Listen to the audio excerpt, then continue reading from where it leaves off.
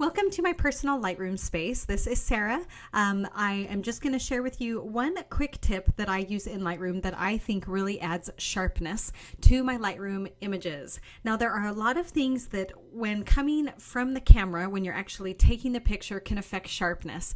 The kind of lens that you use, your distance from the subject, whether your focus box was on the right part of it, whether the sunlight is behind and giving it lens flare, that can make it look soft, all those different things.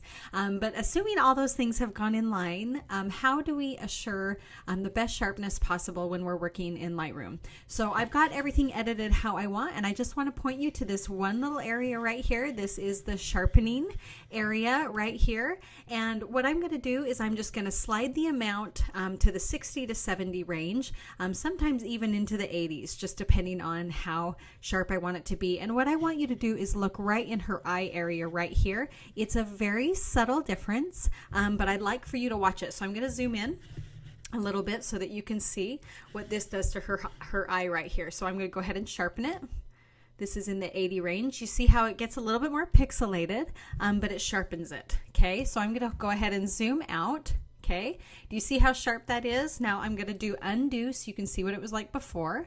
So here's before. It just barely doesn't quite have that sharpness. And then here is after.